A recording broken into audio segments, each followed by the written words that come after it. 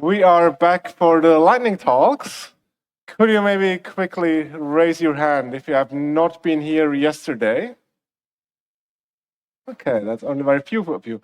Could you raise your hand again if you also haven't been here the past 2 years or so? Okay, then quick recap for those who weren't here yesterday.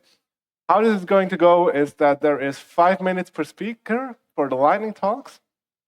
At the point where there's 15 seconds left, I'm going to raise one hand in the background.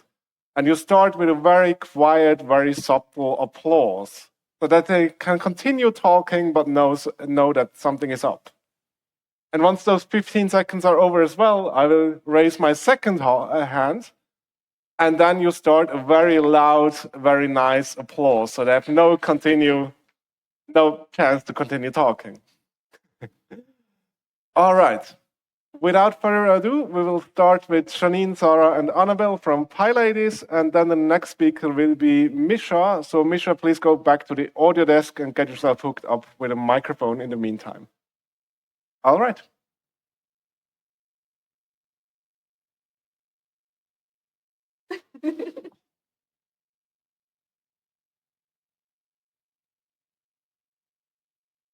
All right. Hi, everyone. We are Annabelle, Sarah, and Janine, and we are the organizing committee of PyLadies Zurich, and we'll talk about who we are, what we do, and why you should definitely join us. So we aim to provide support and mentorship to all of our members, and we welcome especially women and other underrepresented genders in the industry. And we want to see our members actively participate in the Python community and its leadership as well. So what that means is that regardless of your gender and prior knowledge, you should and can join us, and we are just open to everybody who would like to support us on our mission. So PyLadies is a global network. You can find more than 100 PyLadies chapters all around the world, from San Francisco to Singapore, as you can see on this world map here. There's also a global Slack space where PyLadies can connect all around the world. And each chapter organizes its local meetups, workshops, and hackathons.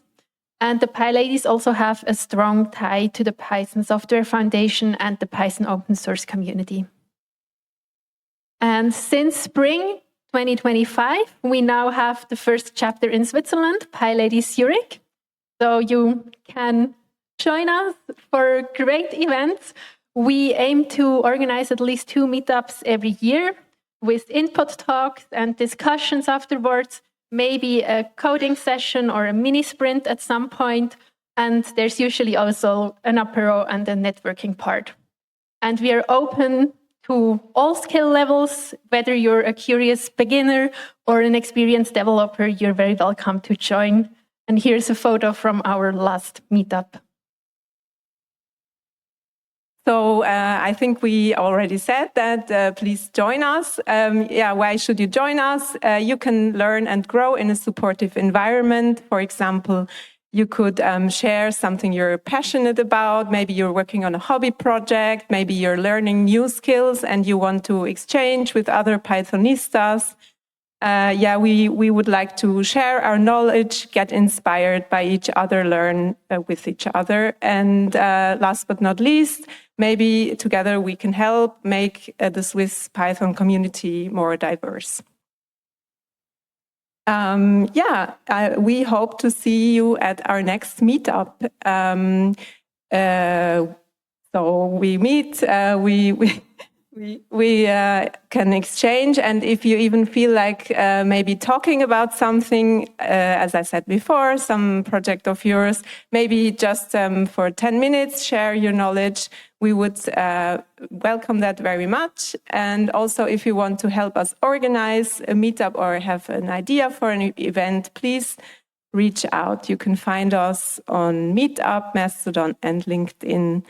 And I said once more, all genders are welcome. Thank you very much.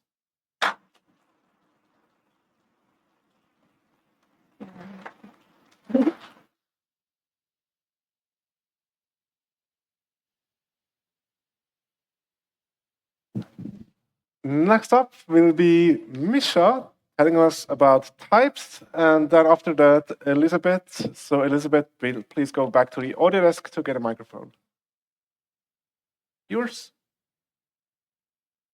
Wonderful. Hi, everyone. Before I will start with the main content of my talk, I have seen in the previous presentations throughout the day that there have been cats shown at least 4 times, which my human intelligence took as an advice. So my overfitted, biased intelligence told me that I also have to show one. So this is how my typical home office day might look like. And while you're looking at it and while I have your attention, let me start. So my talk will be about creation of PDFs and hopefully beautiful PDFs. We have heard also in 2 talks today that parsing PDFs and transforming them into machine readable format is difficult. Now we go in the opposite direction. We want from machine-readable format to generate a PDF. PDFs are nice, and that's why they are abundant in the world. That's why we need to parse them, because humans can read and understand them quite nice. They are standardized format, many advantages, but they every now and then they appear as a requirement. You might need to generate a report at your work. So you might write Python code day to day, but maybe a stakeholder still wants to get not an application in the browser, not a Dash, Streamlit, whatever app, but a PDF report sent on an email for whatever reason. Or maybe you need to generate a CV that you want to apply for a job because you are such a cool Python developer. So you want to have a nice CV. And I can tell you that many CVs do not look very appealing. So if your CV is beautiful, you will stand out and you will have better chances for people to remember you. So let's start. The framework that I want to show here is called types. There are, of course, other options. Many of you might have heard of such thing as Microsoft Office. Existed in the past. I have heard that it still exists. From that, you can also extract a PDF, but it's tiresome, not pleasant experience if you have done it, especially for large documents, especially in an automated way. Oh. There are other options. I personally have worked with LaTeX, also a good option. You can kind of, with some Jinja templating, with whatever, you can automate it, kind of parse it, populate it with some values, all possible, but if you had some errors and it didn't work as expected, for me it was always an unpleasant experience. So this is a new kid on the block. No, that's close, I think, no, it didn't move. Where is the pointer? I guess this one. No pointer, cool. So basically there is the name, very unusual, types.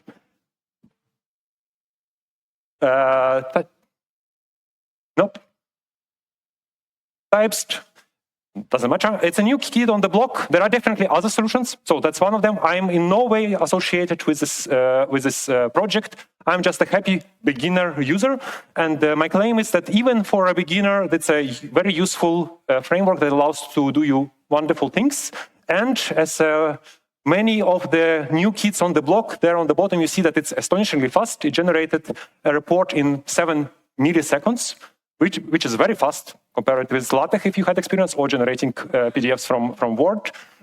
So you can actually craft quite complex reports, putting various stuff with various distances between them, all possible, putting images, very similar to LaTeX, but on steroids. So I also mentioned CV. So the previous report that I have shown was actually Greenfield project. So I was just setting something up from scratch, so more work. But actually, community is quite large. If GitHub stars for you is a measure, they have 40,000 plus stars as of now. So it's a popular framework, even though it exists as an open source framework. It exists only since 2-ish years. So it's new, but super popular. And there is a large community, which also generates templates. Among those, there are also templates for CVs. So this is actually like a template that you can use, and your CV will look like this. Already not that bad. There are skills with kind of this fields or kind of field areas. There is experience on the left, 2 columns layout, quite nice. You can put your image, but with a little bit of effort, and I said I'm just a beginner, and still with a little bit of effort, I was able to put some icons or logos of the companies where I worked at, or I was able to style the stuff in the way how I wanted, also highlighting the experience in each of the areas and putting pictograms for all of the projects. Thank you very much for your attention.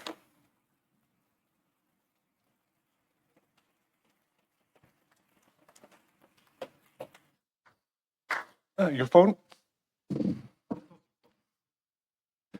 Then we have Elizabeth telling us about Renku, and next up will be Eduardo. So Eduardo, please go back to the audio desk and get a microphone. Thank you. Good afternoon, everyone. My name is Elizabeth Capon. I am part of the Swiss Data Science Center, which belongs to the ETH domain, and I will be presenting today Renku, which is a collaborative platform for data science projects.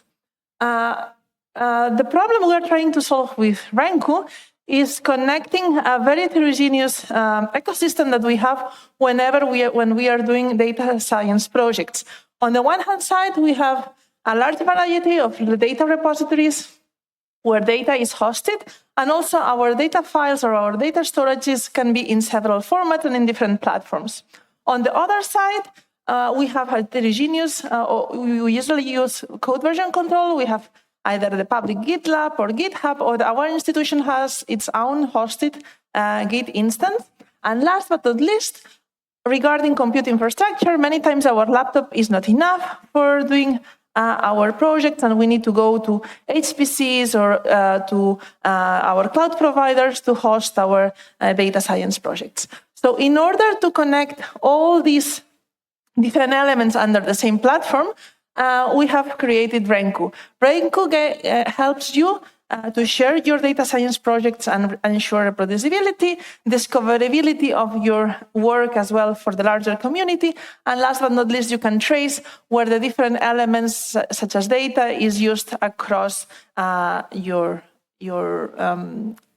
work in the platform. So our vision is that to provide an open source platform that connects the ecosystem of data, code, and compute for people, so that you can collaborate and create collaborative projects and communities. This is the snapshot, we try to do this in a very user-friendly manner. So this is how our user interface looks like, and it's very intuitive to create data, to create different types of sessions, and to insert as many code repositories as you need. And also, of course, you can add the collaborators, and you can work together within a team. It's up to you if you decide to work in public projects and you make them openly available, or if you prefer to keep them private, either for given the sensitivity of the data you are handling in your project. So with Renku, we take collaboration to the next level. We allow you to connect your favorite tools and platforms. And on the other hand side, we allow you plug and play flexibility. We give you the freedom to decide which compute environments you want to use. You can select, you can have almost any compute environment, and we will see it in a later feature. So I will go through the features very fast. On the one hand side, on data, we allow flexible support to attach remote storage for groups and projects. You can share data connectors across different projects, and you can import public data repositories. On the code side, you can connect to almost any Git code repositories. If you don't find it there, you can contact us, and we will be happy to add it for you. And we allow automatic credential management, and allow sessions to be started with secrets. Last but not least, you can use almost any Docker image with a web front end. You can, as I said before, you can use secrets in sessions, and it's very easy onboarding. If you don't know how to create a Docker image, there's no problem. We provide you Docker images for Jupyter, RStudio, and any other compute languages, or combination of them. Last but not least, the most important focus of Ranku is on collaboration. We support public and private group spaces. You can create your data connectors, create template projects for you and your collaborators. And once you create a group, your groups are searchable. So you can use the keywords or metadata for finding your projects. So who is Ranku for? We have different types of users in Ranku. We have developers, we have educators who do teaching on top of Ranku, and also we use it for event organizers. So in hackathons, we also use, you can also leverage Ranku. So with this, I close. With this, it's my last slide. Thank you very much for your attention, and feel free to use it.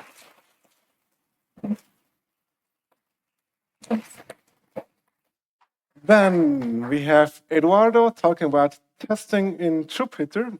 And next up will be Stephanie Wedel. So Stephanie, please get back to the audio desk. Great, thanks a lot. So let's say that you want to teach somebody programming. I think if you have been there yesterday here, I think you know my stance. If you ask me, what should I do to get better in programming? Well, start doing Advent of Code. But what we are talking about a person that is a complete beginner. Okay, so I very much like this quote, which says, learning is not the product of teaching, learning is the product of the activity of learners, which means for me that we have to empower people who are learning with the right tools, right? So let's say that you ask a total beginner, please complete this function and just write the code to solve the quadratic equation, something we learn in high school. Okay, then maybe this person writes the code, and then they will ask you, the educator, how can I know, how can I test if the solution is correct, if the behavior of the function is correct? So there are many platforms out there that allows you some kind of interactive building of tests for your solution. So if you are asking a person to write a solution to a simple exercise like that one, then they can give you like some regex engine to match the result or other, I would say, more fancy stuff. But we are Python developers, we love open source, so why not using something that is already there and it's extremely powerful like Jupyter? But how? How can we give useful feedback to to people that are learning Python in a workshop or in a tutorial or a class? So, and now enters PyTest Suite, which is essentially PyTest in Jupyter geared toward learners. What does it mean? These are essentially a very beginning, at the very stage, alpha version or baby, whatever package, which we call PyTest Suite, and does exactly this. So let's go back to the example before of the solve the quadratic equation. How would we do with this package, PyTest? We would write like a skeleton for the solution and then tell the student a bit more instruction on what we are expecting to do. And then with this magic, it's literally called cell magic, the package provides you this cell magic. And what does it do? It just wraps the content of this cell around PyTest. I will get to, how later. And essentially, you, the educator, the teacher, whoever, just need to write normal PyTest tests around these functions. So how do you write these tests? Well, for example, you can use PyTest parameterized to run multiple tests on the same solution to check that all the numbers, maybe you have edge cases and so on. And then you just use normal PyTest and assertion and so on. Everything that you already know for PyTest work for PyTest Suite. And you actually should also provide a kind of a reference solution. So the students, if they get stuck, they should be able to see, what are you expecting me to do? Please give me an hint. So you can provide a reference solution, and the naming is actually important, because PyTest Suite allows the student to see the solution after a given number of attempts. Okay, so we are not leaving the students just out in the wild with no problem. With no hints. Okay, so what the student sees inside Jupyter when they run a cell and the solution doesn't work? Well, I would say a more user-friendly output of what it is wrong, how many tests we run, and some kind of helpful, definitely more helpful than the raw PyTest output. And I think if you really want more, there is also like an optional feature, really optional here, which is some kind of AI explanation and reviews that will guide the student like a guided interpreter to the assertion, error, and output of my test. So you are actually telling the student some hints on, oh, look, maybe your return should be filled with a float and not a none, and so on. And in my experience is that beginner people found this feature extremely helpful, okay? Under the hood is just, again, PyTest wrapped in a custom plugin, and then we capture the test output, the result, and so on. We pass in a I would say clever way, but there is room for improvement. We format it, and then we just render in the Jupyter Notebook with all the IPython display and connected machinery. Optionally, obviously, we attach some AI wrapper to provide this AI explanation, and we are also working on the review things. We have like 2 tutorials, 30 students, and open to all the ETH domain. So if you want, just scan the QR code, try it, contribute it, and have a chat if you're interested. Thank you.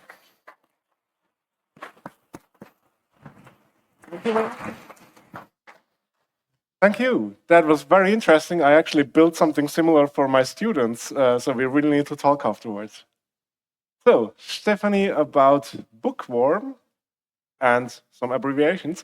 And then next up, there will be David. So, David, please get a microphone in the meantime. Yeah, so hi. My name is Stephanie, and I needed a project for my generative AI class. And I talked to my boss, and she was like, yeah, it would be good if you automatize something for the company. And I was like, not sure.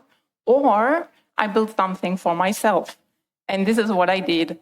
So I am a bookworm. I love reading books. And I have notes with book recommendations all over the place. So I did the only reasonable thing. I plugged them all in a SQL database. And then I came across something that is called reading challenges. And reading challenges are like tasks. You see here some examples. And I put them as well in the SQL database. And then I thought, now what? Now I have these 2 data sets. Would be nice to match them because I don't want to go to any of this. And then I built like a small app with Streamlit and also some OpenAI, and this is my landing page. So what you have here is like a short explanation of what my Streamlit or what the project is about. Then I have some Spotlight book, which comes direct from my database. Then I have a gamification page. Please don't focus too much on the on the design. I'm not a web developer, so I just used what I could. And then you can also create your own bingo card to play along with me. It has the same recommendations or the same task. And then the most important thing is actually the matching pipeline. So you can select a prompt, and then you can move on in the pipeline, and it will check if there's already an existing match. If there's no match, it will go to a router, which will first look for regex patterns like, is there some page number? Is there something about the title or the author? And then if that's not the case, it will actually go into a genre matcher where it will check if some sort of genre is mentioned in the prompt, in the reading prompt, or if it can detect some genre from it. The next thing it will do is, if nothing of this fits, it will take the prompt and go to the LLM and say, okay, look up if something of this exists or not, or if there's some, from the description of the content, if you can match something to it. And that was my project. And I like my boss very much. She's awesome. And I will build that automation tool for her. But that was, of course, much more exciting for me. And I will finish this with the question, what is your favorite book? Please tell me. I will put it in my SQL database. Thank you.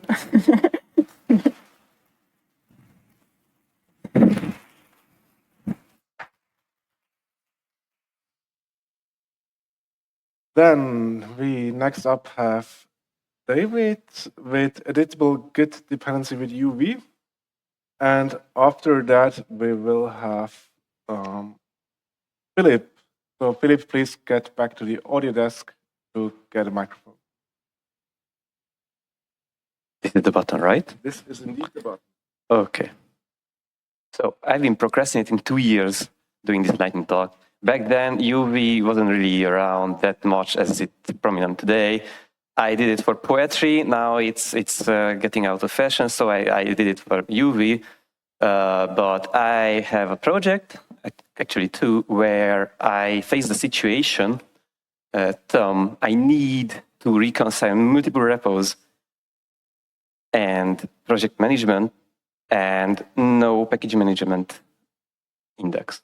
So I want to have 3 and you have to choose 2. That was for half a decade my issue. Like you either go fast, but then you lose visibility of your versions, or you are very, very dev friendly and you can reproduce your environments and you end up with package index again. I wanted all 3, really. So I was looking for a sweet spot with editable Git dependencies, which are on your local development path. Now, the problem is it's not really supported. However, I didn't give it up. So I ended up with an ugly solution, which works for the customer and actually is quite feasible. So let me show it. Our circumstances, we are 14 repositories. Don't ask me, that wasn't my decisions. Those are private, and there is shared code. Now, we have a very low skill expectation because this project is not really active. Developer can git clone, that's a must, and they can even Google how to use UV, but they are super lazy, and they will always forget. Now, we have multiple app repositories consuming the same lib, and we want to know the exact versions because we are professionals. However, the applications can decide to update their dependencies separately. Yeah, first requirement, sir, the lazy developer, they clone repo, it should just work. They should just start refactoring like mindlessly across 14 repos, shift fsec, rename, add new parameter, whatever, it should just work. And no commit, no feedback loop, nothing, like really instant feedback loop, no package index. It's acceptable if the CI has to do more, but as few hacks as possible, please. And it's okay if before commit, your local repos break. So there are some opinions and choices which I am happy to talk about in the break, because please find me if you did a better solution than this, because I have to throw out my solution. But I came up with the following one. So there's the lib structure where I put funlib, which is our business logic library, and the funlib dev clone next to each other. My local setup consumes the dev clone, obviously, but dev clone is only the proxy of funlib for the exact dependencies. So funlib is nothing special. Any project could be getting here, no matter if UV or not. However, the dev clone is proxying it. And that's the only place where I allow myself to use setup tools, because it's also going out of fashion. It's really just proxying, so locally I can immediately find references and refactor without recompiling anything or doing any magic. Now, the root workspace of UV is looking like this, referencing both. And that's you have to look at the workspaces, it's the fundamental feature of UV. And the consumer is basically referencing both the Git dependency, because I want the Git tag to be exact and tell my CI how to deploy this to production with an exact Git hash. But I also want the dev clone default for local development. Notice the dependencies are empty. However, I need to dictate UV something default. Yeah, you have to choose one, right? Like there's funlib and there's funlib dev clone. Yeah, I still have 20 seconds. So the default is dev clone. However, I want to make sure the developer doesn't mess up if they're too smart. The exec and dev clone must not be there together. So there's a hack. I could not make this happen. There's a Git issue. It's not supported. They don't intend to. However, you can do this with an extra hack. You just remove the empty proxy, and then you're set. So if you have a better idea, please find me.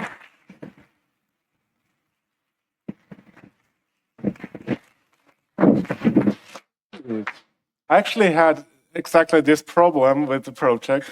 So I really wanted to let you finish, but also I didn't want to make a special rule for you. I'm glad you finished just in time. So next up we have Philip telling us about Euro 2024, and after that will be Alex. So Alex, please go back to the audio desk and get a microphone. It should be.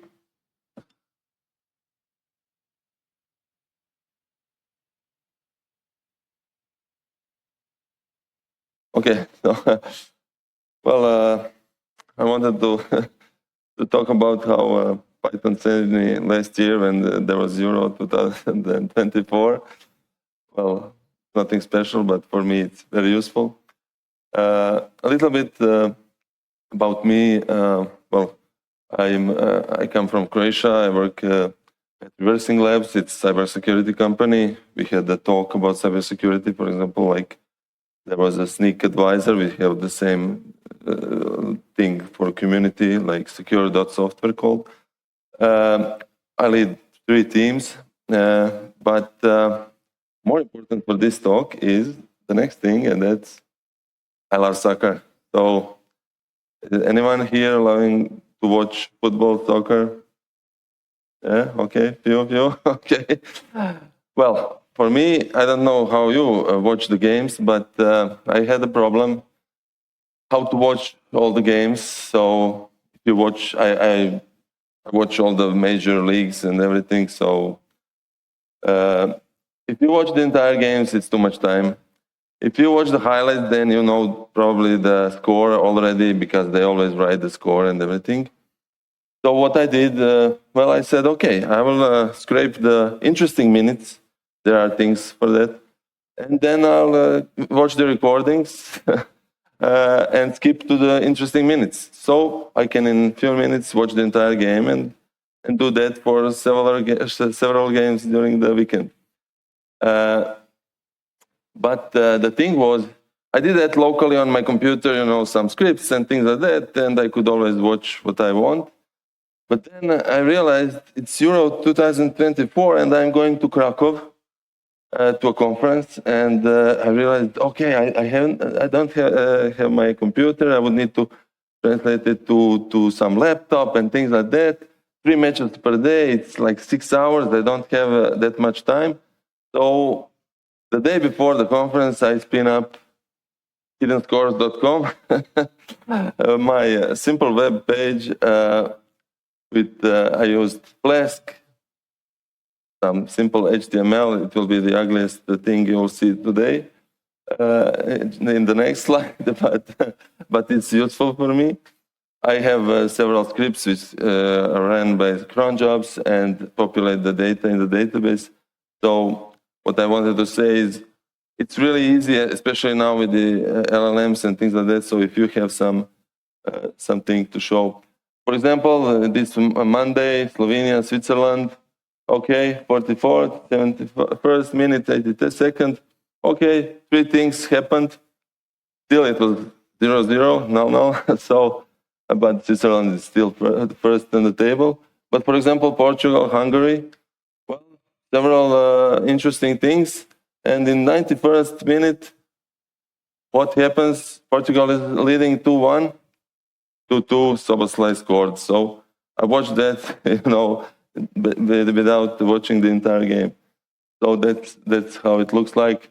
But also I later added some algorithms for prioritizing games. For example, today you can see, okay, the most interesting game should be Paris Saint-Germain against Strasbourg. Okay, they're like first and third. And why? Well, they have great players and things like that. So That's the thing I use for tracking and watching football. I watch many good things in the games in less time. So that's it. If you want me to add the Swiss league, send me an email and it will happen. Thank you.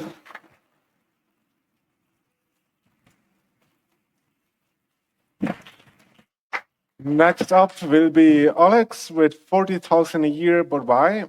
And Pavel, we still have time for your talk afterwards, which was waitlisted. So please go to the back and get a microphone.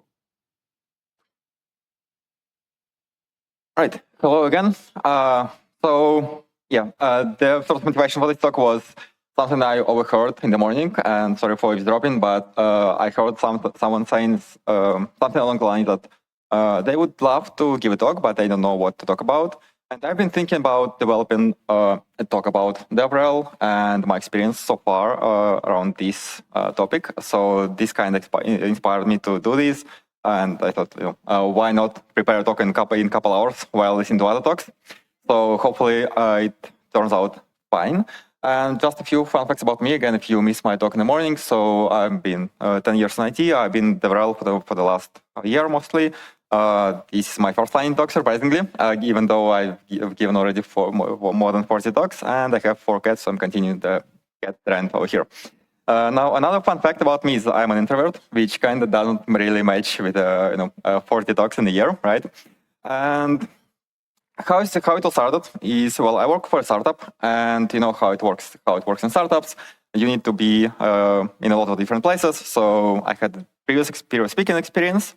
So here I am, right? So basically, it all started at PyCon Poland 2024, actually, and since then it sort of escalated quickly into all the different pages, and this one goes to the collection, all the different selfies and all the different flights. And yeah, it started from 1 talk all the way to 10 different talks now. And why I keep doing this? Well, technically it is my job now, so I sort of transitioned from leading DevOps team to DevRel team. I enjoy knowledge sharing, so I actually, long time ago, I actually also taught at the university, and since then I kind of love sharing the knowledge, sharing the new exciting stuff. It is also about getting out of the comfort zone, and just as a reminder, I'm an introvert, so for me as an introvert, it's always a bit nervous to be talking about, in front of people. That's a bit of spoiler. It is also about learning new things and about, of course, free travel. And this is probably the first thing that comes to mind to everyone when they hear that I travel for work to conferences, free travel, yay. And reality is, well, sometimes I get things like this. So if you look at the dates, I basically spent less than a day, less than 24 hours in the grid. I came in at night, give a talk in the morning, and I left the same day. So basically, flew in, gave a talk, flew out. And yeah, so that's me, I guess, in the corner. And this is the reality of DevRel. And people think it's about traveling and coding on the beach and whatnot. But reality is it's completely about different things, about, again, knowledge sharing, about learning new things, coding, and so on. And should you try to do it? Well, I would say yes. Probably maybe not 40 talks in a year, of course, but it's a good way to, first of all, move out of your comfort zone, especially if you're an introvert. And going back to sort of the motivation of the lightning talk is I always hear from people who have never done the talk, my colleagues who want to try to do this, that they don't know what to talk about. Like, I don't have a topic. And when I was sort of brainstorming the ideas for the name of the talk with the ChatGPT, it came up with a list. I actually ended up using none of those. I ended up with thinking about my own topic. And yeah, well, at least it didn't say that I'm absolutely right, but it wasn't close as well, so it's good. Now, all the topics which he suggested are here on the slides, and I started putting them on the slides, and it quickly became looking like a sort of online success coach on the Instagram, all of the talks. you can do it, all that. But there is also actually truth behind this, because we sort of subconsciously we live in a bubble, in a sort of in a mind bubble, and we think that everybody knows what we know, right? So everybody, like for example, I work in AI space, and I would think that everybody knows about AI, but reality is not. And the best talks which you might start with is talk about what you're passionate about, and maybe not with this space, but still talk about what you're passionate about. Like a good example was Bookworm talk just a couple seconds ago. And also don't get discouraged. So this is my sort of stats for rejections and acceptance. And yeah, feel free to connect with me on my socials. Right. Thank you. And finally, we have Pavel telling us about screen timeouts of my laptop. That should not be screen time, I think. Oh well. Telling us about a wonderful Swiss weekend with Apertus.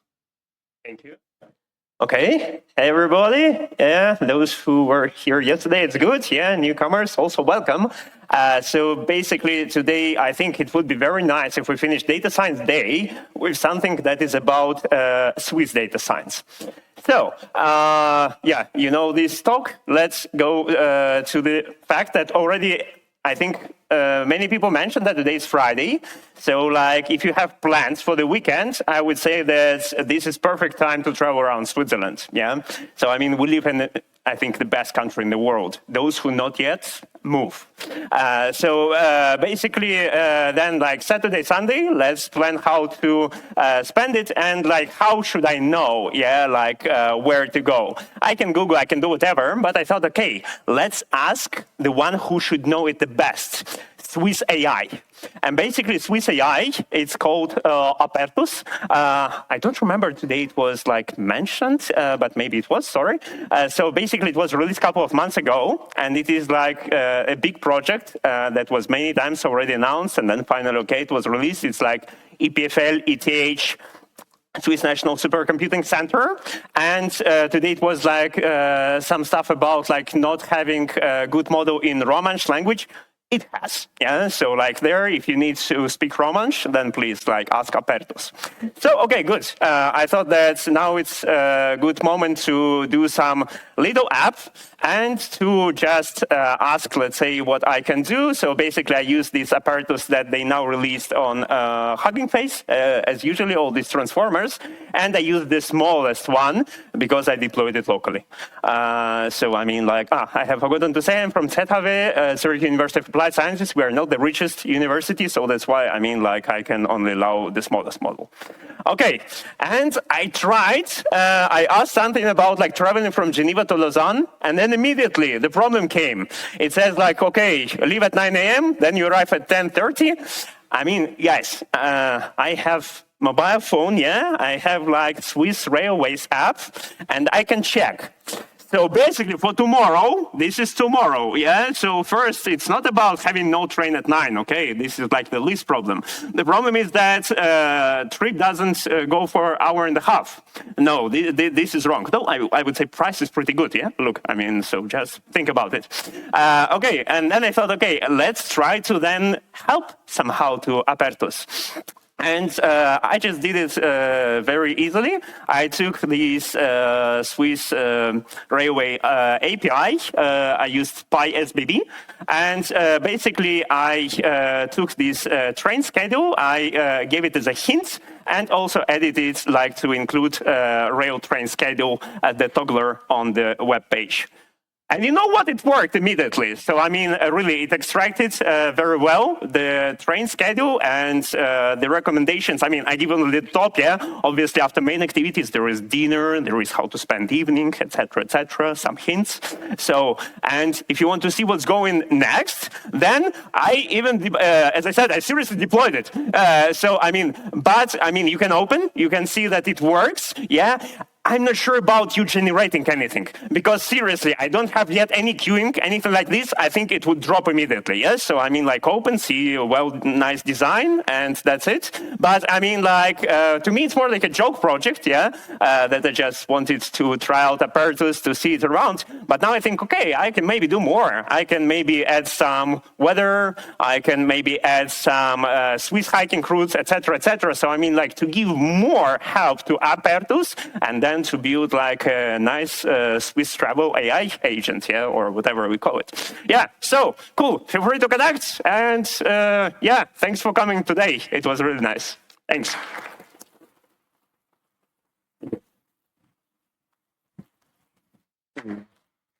And with that, we are at the end of the lightning talks. There were 131 slides in this slide deck, and I did not believe that could work for 45 minutes, but indeed it did.